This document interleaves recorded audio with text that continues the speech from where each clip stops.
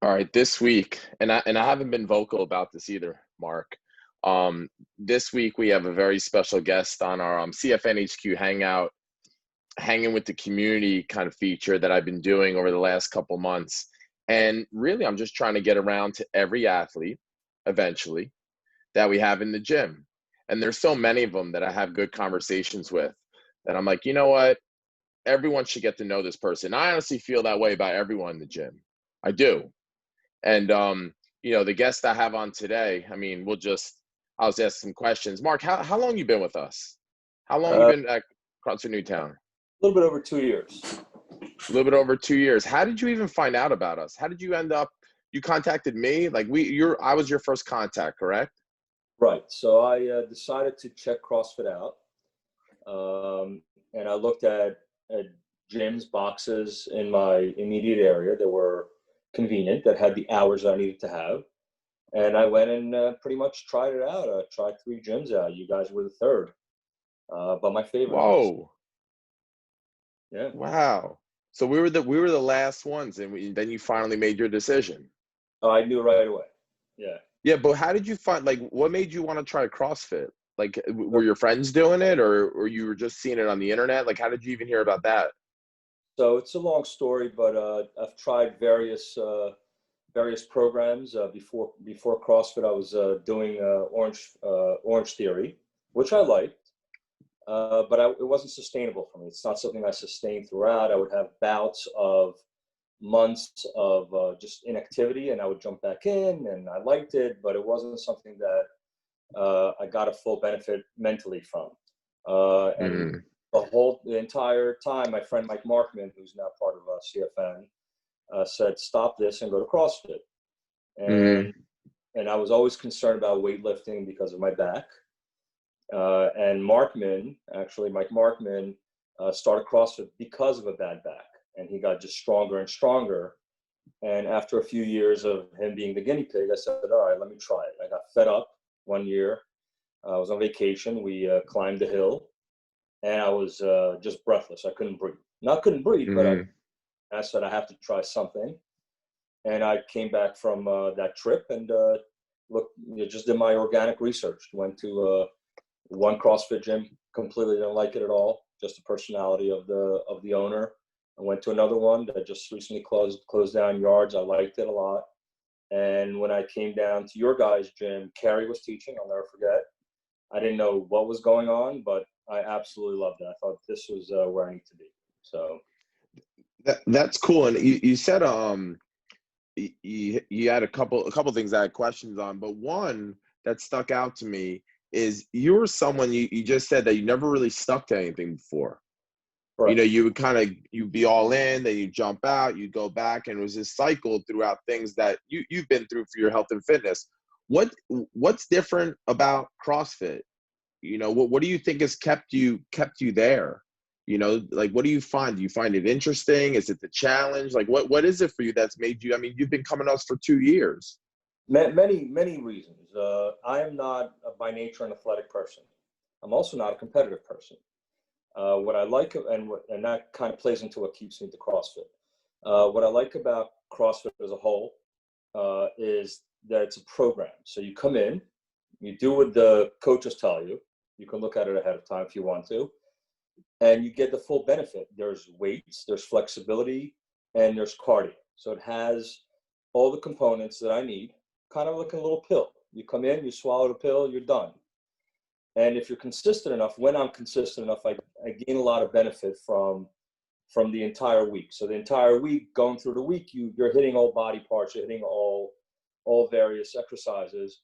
To me, it's just an easy. It's, believe it or not, I work hard, but it's like a lazy man's program. You come in, you do what they tell you, or you do what you guys tell us, and you get. And as long as there's consistency enough, I would say three plus days a week, there's tremendous benefit. So that's what CrossFit does for me, and that's why I feel good about it.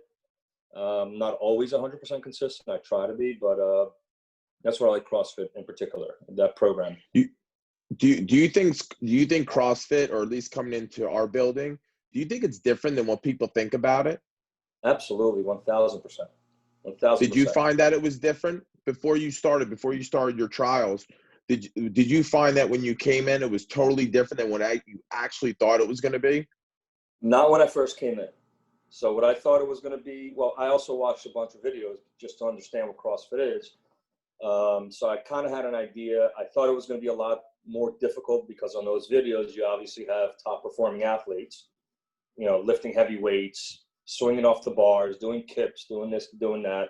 You also hear a lot of, I don't know how it is today because I'm not in the research mode, but there's also a lot of negativity around CrossFit and people being injured. Mm-hmm. So when I first came in, it was what I thought it was going to be. Is I saw people lifting heavy weights, and I'm not saying my personal regime. I'm just saying when I first saw what people were doing, it was a little intimidating, but I decided to go through it anyway. And what I realized was it was really a you versus you situation. You can be as competitive as you want to, and as long as you're taking precautions, and that's what I rely on coaches for also, and you're taking safety precautions and you're not going too hard as far as you're not overdoing it, I think it's one of the best things I've ever done. So with CFN, what I like, as you asked, is the coaches for the most part are really focused and paying attention.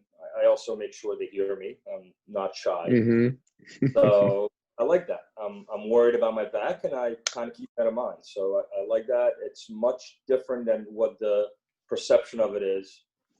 It targets all areas, all body areas. It targets all kinds of movement and flexibility, which is what I like. And I don't think it's publicized well enough, honestly. Yeah, I think what you said is the reason why it's not more widespread than you already think it is because people are intimidated. But you know what? It's funny you were intimidated because I take it for granted. I go in there every day, and I don't think it's intimidating at all. But when I see new members come in now that are new to our gym and new to CrossFit, they're not as intimidated anymore. And I think why that reason is because people like you, right? And our community is so awesome that you guys go up to them and they're new and you say something to them to make them feel warm. Not to teach them exercise, but you say something to them, you bring them in, and it's contagious. And so I noticed that you do it a lot. When there's someone new in class, you say something to them to make sure you're in a good place, man. We're not about the workout. Right. It's just about we're getting fitness in. Do what you can. Like I always hear you giving good advice, and I think that needs to come from people like you and in our community. These people that think it's intimidating, because when it comes from people like me or people like Carrie or any of the coaches for that matter, of course we're gonna say that. None of us are intimidated to come in there, but when it comes from someone like you and you help the cause, it's cool to see. It's cool to see. They're not going to get it right away. It takes, Mm-hmm. yeah, I'm not the brightest bulb in the chandelier, but it took me about 2 to 3 months to understand the lingo and kind of get Yeah. it correct. It's not something you get right away. And you Yeah. really, really have to leave your ego at the door. You Cannot do. get hurt that way. Yeah, man. Well, listen, I'm done talking about CrossFit. Can I ask some cool questions now? Sure. Are we allowed to talk about what you do for a living? What is it exactly you do? I don't know, man. I am a real estate developer and a home builder. So I have many hats and many roles. We do anything from purchase property and develop it into buildable lots, if it's not already one single buildable lot. So that's development. In Philadelphia, what they call development is actually just buying the property and getting it permitted. So it depends on the region. Everything I do revolves around new construction. I don't do renovation. And then in various capacities, I build custom homes for people on their lots, on our lots. Doesn't really matter if I own the land or they own the land. And then in Philadelphia, we build non-custom homes. We build row homes and sell them. Your volume's off. No, I know, Mark. That's what happens when I'm trying to run school at the same time. I was telling my mom she's got to give me some more time. But no, go on. You're good. So real estate development and new home construction is what I do. It's Right. And I always find it intriguing because I've seen some of your work and what your company does. And I remember asking you one time, and I just thought it was a good story. It was kind of cool. Like, how did you even get into that? Because I would assume that you're in the construction business. That's what I would assume, right? You do what you do now. You had to have known how to build houses at one point. Actually, you yourself, and there's- that's not what you did. I'm So how did you get into this? so when we came to the States, my dad was an engineer in Russia, and he was a building inspector for military housing in Israel. And when we came to the States in the late 70s, he started doing what I do. He started being a builder in the early 80s. And when I was 14, he gave me a broom and he said, "I have an interesting job for you." And he said, "Go sweep the houses." And that's what I did. I cleaned houses for him for summers.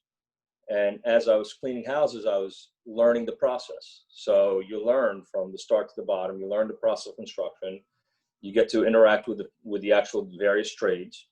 When I tried actually building myself or doing physical uh, things besides cleaning, that's not my thing. I don't have the capacity for it. I don't have the patience or capacity for it. I don't have that talent. So my talent lies more into the production aspect. In other words, bringing all the parties together: architects, engineers, designers, clients, vendors, contractors, communicating with them, making sure everybody's on the same page, which is most of what I do, and producing the product, producing the home actually that people are looking for. A lot of that has to do with being on site. So I've done a lot. I do a lot of supervision. I do a lot of what's called project management, which is the production aspect of it. And that's pretty much what I do when I build homes. You need somebody that's not just technically oriented and is able to put together a 2x4 and a frame. But when I come into the house when it's framed and I'm inspecting it, maybe I don't know if the nail is in exactly 100% correct, but I know if they use the wrong lumber, and I understand how to give instruction. I understand how to read blueprints and how to communicate with the framer what's necessary. And many times that guidance is required because the framer's not as invested in the house as you are. And that's as I supervise the project and in all aspects, whether it's construction or land development, same difference. You come up with a plan, you put it on paper, and then you make sure it's executed correctly, properly, and hopefully once in a while on time. So that's what we do. You know what's crazy, Mark? And I've told you this before, and I know you know your stuff. I mean, I've seen some of the work you guys do, and it's absolutely amazing. And then I've talked to you many times consulting, questions that I've had. And before I knew what you knew, I just trusted you anyway because you're just a likable guy. I appreciate that. You're really, really likable, and I think that's one of the key things. I think that's why you're so successful, is because to get someone to even understand or want to understand what you have to get their trust first. Right. You do, and they have to like you. That's one piece of it. Well, I don't bullshit, and sometimes they don't like what I have to say, but they respect what the content of that conversation is. Oh, for sure. I mean, if as far as supporting people in the community, if I ever knew anyone that needed your services, I mean, you'd be the first person I'd go to. Of course, you get a big commission, so. Exactly. So you're quite the foodie too. We've had some conversations about food, and I actually have been to one of your spots that was on your to-do list, and you haven't got to it yet. I've been to it in California. Remember I told you that place Juice that I went to. Right. You got any I mean, are you into a certain type of cuisine, or is it like you just like good food? The problem is I like good food. That's part of my. Some people have visual senses with art. Although I like art, and some people are into audio, into hearing, into music, which I like too. I'm into taste. That's my sense. That's that I'm passionate most about. Love good food, love when it's prepared properly. That doesn't mean expensive. That just means prepared with passion and properly. That could be anything from a $2 taco in Mexico to, $100 steak somewhere that's just done just right and is unique. So I just love food. I love exploring for food. I like hunting for restaurants before COVID. Now a little bit more. And I like, I just really enjoy it. I would never want to be in the restaurant business because I know what they go through, but it's certainly a passion of mine. And that's been, an issue, obviously, with overindulging once in a while. So I think we can give some real value to the people that are going to listen to this and want to get to know you. Do you think, and I know you can do this, do you think we can give everyone for breakfast, favorite place around here, breakfast, okay? You could go Yardley, you could do Newtown, Right. Holland, okay? Right. Lunch, a regular lunch spot and a dinner spot. So I don't have any regular spots for lunch because I'm on the road a lot. But breakfast, Well, let's start at breakfast. One of my favorite places is State Street Kitchen. No doubt. No comparison. It's not that it's anything unique. Actually, I used to get the carry wrap named after our coach.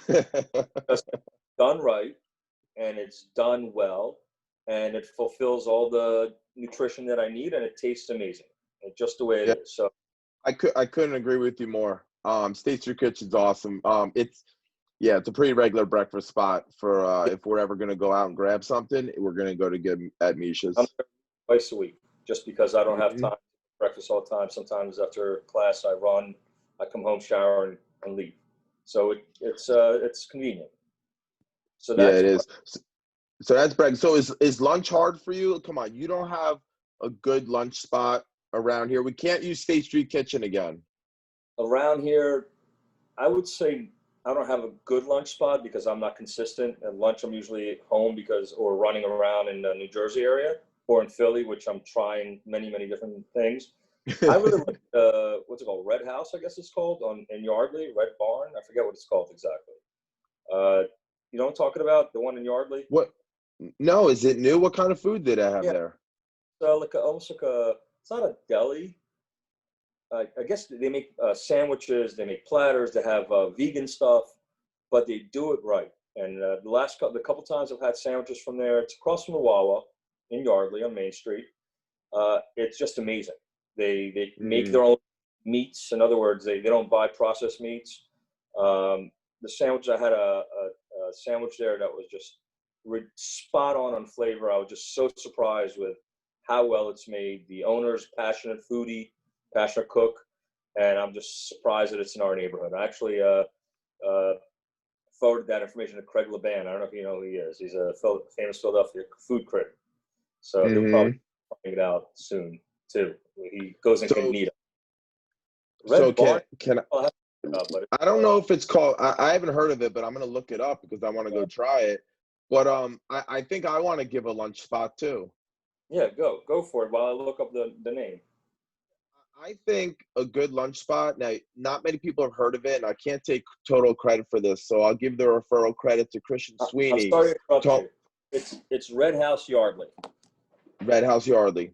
Yeah. All right. Just phenomenal and a complete treasure and a sleeper in our area. I'm gonna go try it. So I wanted to give credit to the Village Pantry. Did you know where that was? Did you know where that is, or where it was? Because they sold it. You know where you and I always forget the name of the roads, but you know how we brought us to Holland Produce? You can make a left before Holland Produce. I don't know what road that is. Okay. If we're going towards Holland Produce, you make that first left where the chimney place is. And it snakes up? Yeah, it snakes up to the left, and you make your first right. And it's down on that road like a half mile. And it was some of the best, I guess in Pennsylvania, they're called hoagies here. Some of the best hoagies I've ever had. So they do a lot of spins on the Italian. Right. And so that's like what they're known for. And you walk in and you feel like you're in like your grandmother's old pantry. Hmm. It's a really cool scene in there, and they just recently sold it. But the amount of meat they put on there, the quality of the meat, the quality of the bread, and even the way they take the order, like there's so many people making modifications. They don't write anything down. They don't use a computer system. That's And awesome. not only that, but they're remembering what you ordered, and then they're ringing you up while they're taking other orders. So they've already had other orders processed in their head, and they're ringing yours up based off the memory. It was amazing. I was like, whoa, even that's pretty cool. But the food's absolutely amazing. The sandwiches there, if it's still, you got to go try it. I don't know if it's as good Village anymore Pan. because they just recently sold it. Village Pantry. I'll definitely try it. Yep, it's really good. Get So a high, how high about carb. on a high carb day? Exactly. Whatever Coach Janice tells you is what you can eat. That's it. So how about dinner?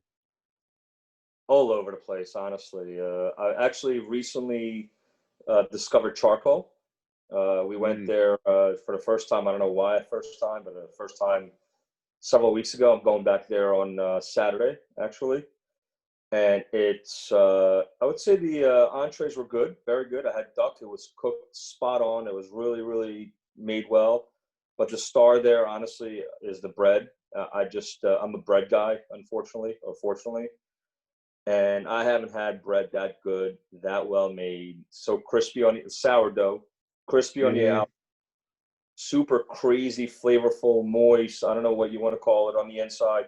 I'm actually going back there Saturday, and I asked them if I can bring my own olive oil. So I went and hunted down a really, really high because they serve it with really good butter, but I want to do my own dip, and Wow. ridiculous. It's just one of those things where I could just sit down, eat the bread with some cheese and some olive oil and a glass of wine and just be happy. And it's just that profound. Wow. And now I understand why dieting or behavior change when it comes to dieting is so hard. So You hard. just said it. The way you describe the way the food makes you feel is exactly why it's hard to moderate it Right. because it's mindset. It's Because you hard. want more of it. That's the problem. You It, can't just have one exactly. bread. You won't. Exactly. So I heard charcoal was absolutely amazing. I haven't been there for dinner yet, but I've been there for brunch, and the brunch is probably just as good as the dinner. If I could think of a spot, one dinner spot, and I'll go moderate price because they never fail to give good food. I'm into this type of food, and then we'll go a little bit more pricey. So my favorite is actually Clubhouse. I like bar food. I like bar food done well. And I think Clubhouse does a very good, consistent job of providing that. And you wouldn't expect some of their dishes to be as good as they are coming from that kind of bar. What do you eat? But I think their wings, well, let's just start with their wings. So I love wings. Every place I go to, I have to get their wings if it's a bar because there's a bar wing and then there's like a restaurant wing. So like El Right. Barrio is like a restaurant wing. But like Clubhouse, like those dive type Right. bars, sports bars, those are those are bar wings. Those are on a different level. Clubhouse has the best wings, the Crunchy. best wings. They're fantastic. They're the right amount of crunch. They're not too saucy. Right. And they're a good size. I think and they have a bunch of different sauces you can get. And if you go on wing night on Mondays, they're even cheaper and you can change the sauces every 6 wings. Nice. So it's a good place. Also, their pizza, you wouldn't think their pizza was good. Their pizza is excellent. Um, and not only is their pizza excellent, but their Brooklyn pie pizza is phenomenal at Clubhouse. Okay. And and the last thing is something that's moderately healthy. People that know I go there always ask me what to order there, and their veggie wrap, their grilled veggie wrap, if you add chicken, is absolutely amazing. Where's that? It's good. Oh, Clubhouse. At the Clubhouse, and you Oh, wouldn't think it would be good. It's something that was moderately good for you that you're out to a bar, and it's excellent. It's really really good. Laura gets it almost every time we order from there. It's phenomenal. But their other stuff is good there too. And then if I was going to go pricey, you know, I like to actually do a lot of shared plates right. because I like to try a lot of different things. And those have been the most enjoyable dinners that I've been to. And in Doylestown, Honey is phenomenal. Yeah, I heard good things about it. We just don't make it up It's there. absolutely phenomenal because I've been to the place in New Hope, Stella. Right. It's better than Stella, in my Okay. opinion. And actually, I have another one that's not as expensive as charcoal. Although charcoal is not super crazy expensive. No, I don't think so. And I brought this to Carrie's house that one time. We had a get together there in Northeast Philly, Samarkand. They make amazing kebabs. It's Uzbeki. Hmm. They make ridiculous meats and salads. And if you're talking about shared foods, that's what we do. We get there, we get together there with guys once in a while. It's a guys' night, and just order a whole bunch of plates, kebabs, what have you. Get a couple bottles of wine, and it's just a great time. Ridiculously good food, not super expensive, and just unique. I think to most people watching here are usually don't eat that kind of stuff, but it's very approachable and it's very unintimidating. It's a restaurant. You go in, you order off the menu, and you try different things out. So we'll enjoy I that. remember those. Yeah. Those were fantastic when you brought them to that end of open party. Yeah. That was just the chick. Yeah, they and the bread. Well, it's just again, the bread that they make there. They make bread from scratch. I can eat that all day long. Also, unfortunately, I try not to, but Mark, people are probably going to request that we talk about food on a weekly basis. This is food we should actually go to talking about it. maybe that'll be like therapy for you. You Now, know, as now, far as you could talk about it, you can have the same emotions about it, but you just can't eat it. yeah, I just had lunch. That's it. I haven't eaten anything, but this conversation, now I'm satiated. Did did it do the trick for you? Not at all. All right, man. Well, listen, Mark, thank you so much for taking the time out of your busy day today. I appreciate it. Enjoyed the conversation. You too. Thanks for being a part of our community, man. My Appreciate it. pleasure. If anybody has All questions, I'll right. be happy to answer them. Just reach out, approach me. Thanks a lot, bud. All right, I'll talk to you soon, Mark. Take care. Later, man. Thank you. See ya. Bye.